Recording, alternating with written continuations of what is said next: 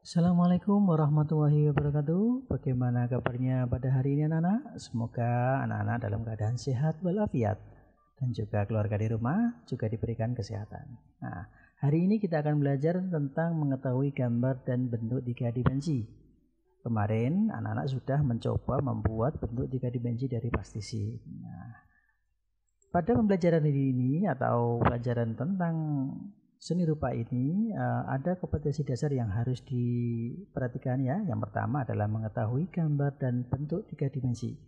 Yang kedua, menggambar dan membentuk 3 dimensi. Nah, ini ada KI 3-nya dan KI 4-nya. Nah, selanjutnya yaitu tujuan pembelajaran. Tujuan pembelajaran pada hari ini atau yang akan kita pelajari ini memiliki tujuan mengetahui gambar dan bentuk 3 dimensi. Yang kedua, menggambar dan membentuk 3 dimensi. Itu tujuan pembelajaran pada bab ini. Targetnya, siswa mampu menjawab soal sebagai berikut. Nah, yang pertama, apakah yang dimaksud dengan gambar dan bentuk gambar 3 dimensi? Nah, jadi anak-anak bisa menjawab pertanyaan ini, berarti target pembelajaran kita sudah terlaksana atau sukses. Dan yang kedua, bagaimanakah cara menggambar dan membentuk 3 dimensi? Nah, ini berkaitan dengan caranya atau tekniknya itu seperti apa. Nah, pasti anak-anak sekalian suka menggambar. Ya, pasti semua anak-anak suka menggambar. Kalau suka berarti sudah tahu ya apa itu menggambar. Ya, kira-kira menggambar itu apa ya? Iya, menggambar. Nah, apa itu menggambar? Menggambar adalah sebuah kegiatan membentuk citra dengan menggunakan banyak pilihan teknik dan alat. Bisa pula berarti membuat tanda-tanda tertentu di atas permukaan dengan mengolah goresan dari alat gambar. Jadi di sini menggambar itu adalah membentuk citra atau bentuk gambaran ya dengan menggunakan teknik dan cara. Teknik itu cara ya. Teknik itu cara dan alat ya di atas permukaan. Bisa di atas kertas, bisa di atas kulit, bisa di atas mana saja. Yang penting permukaan. Nah, pada umumnya karya gambar diciptakan dari seorang imajinasi seniman. Sumber imajinasi ini bisa berupa tampilan nyata dalam kehidupan sehari-hari seperti potret, setengah nyata seperti karya-karya sketsa, atau benar-benar mementingkan gaya gambar seperti kartun, karikatur, atau gambar abstrak. Peralatan yang biasa digunakan untuk menggambar yaitu pensil grafit ya, yang biasa kita gunakan untuk menulis itu ya, yang warna hitam itu. Yang kedua pena ya, pena ini biasanya ada tintanya. Kuas tinta. Nah, ini kuas yang menggunakan tinta, pensil warna, krayon, oil pastel, pensil conte, ballpoint, spidol, stylus tablet dan mouse.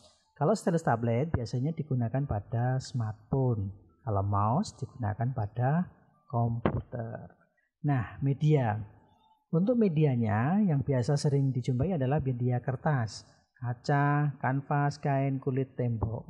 Nah, ini ada satu lagi yang tidak tertulis yaitu media komputer. Nah, karena komputer juga bisa digunakan sebagai media menggambar. 5 hal penting yang diperhatikan saat menggambar ya. Jadi ada 5 hal yang penting yang harus diperhatikan saat menggambar. Yang pertama adalah perspektif. Apa itu perspektif? Yaitu menggambar sesuai kesan pandangan mata. Dengan demikian, gambar akan sesuai kondisi sebenarnya. Yang kedua, proporsi, yaitu keseimbangan. Keseimbangan serta kesesuaian bentuk juga ukuran sehingga gambar nampak serasi atau proporsional. Yang ketiga, komposisi, yaitu penataan tata letak dari objek yang digambar. Yang keempat, haltun atau gelap terang.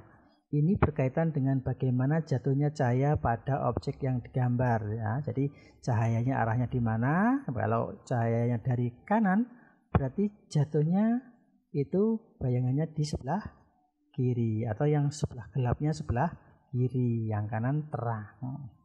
Yang terakhir, yang kelima yaitu bayang-bayang. Ini berkaitan dengan keberadaan bayang-bayang pada objek yang kemudian akan muncul kesan 3 dimensi yang membuat gambar menjadi lebih hidup. Apakah kamu pernah melihat bentuk 3 dimensi? Pasti semuanya pernah melihatnya ya. Apa ciri-ciri bentuk 3 dimensi? Ya, dalam seni rupa, karya seni rupa itu dibagi menjadi 2 ya. Yang pertama yaitu seni rupa 2 dimensi dan seni rupa 3 dimensi. Di mana seni rupa 2 dimensi memiliki ciri-ciri sebagai berikut. Memiliki panjang dan lebar, hanya bisa dinikmati satu arah, tidak memiliki isi atau volume. Sedangkan 3 dimensi memiliki panjang, lebar, dan tinggi, dapat dinikmati keindahannya dari sudut pandang manapun, memiliki volume. Nah, itulah ciri-ciri dari karya seni rupa 2 dimensi dan 3 dimensi. Terdapat 3 jenis benda yang biasa dituangkan dalam gambar 3 dimensi ya. Biasanya orang-orang itu sering menuangkan idenya untuk menggambar 3 dimensi di 3 benda ini. Yang pertama adalah benda kubistis. Benda kubistis ini adalah benda yang berbentuk menyerupai bangunan kubus atau balok. Contohnya kotak pensil, kotak tisu, meja, kursi, almari, bak sampah, dan kulkas. Dan mungkin ada hal-hal yang lain. Yang kedua, benda silindris. Benda silindris itu benda-benda yang berbentuk menyerupai silinder atau elips. Contohnya botol, gelas, piring, mangkuk, teko, dan guci. Yang ketiga adalah benda bebas. Nah, ini bebas, tidak berbentuk seperti 2 yang tadi. Benda-benda yang bentuknya tidak beraturan atau yang tidak termasuk kubistis dan silindris masuk dalam kategori benda bebas. Contohnya buah-buahan, batu-batuan, dan benda alam lainnya.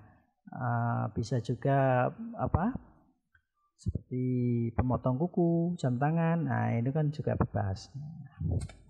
Selanjutnya, teknik-teknik seni rupa 3 dimensi ya. Di antaranya teknik-tekniknya ada teknik aplikasi.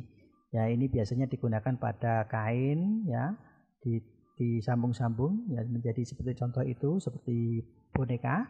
Kemudian teknik mozaik juga menempel-nempel dari benda 3 dimensi seperti batu, keramik, dan lain sebagainya. Dan teknik makram itu terbuat dari tali. Teknik anyaman, teknik merakit ya, merakit menyambung-nyambungkan, teknik cor atau biasa dikenal dengan cetak. Kemudian ada teknik butsir. Biasanya teknik butsir ini digunakan pada bahan lunak ya, bahan lunak. Kemudian ada teknik pahat. Teknik pahat digunakan biasanya di batu dan kayu. Nah, cukup sekian. Terima kasih. Semoga sedikit dari materi tadi bermanfaat untuk anak-anak sekalian. Sekian. Assalamualaikum warahmatullahi wabarakatuh.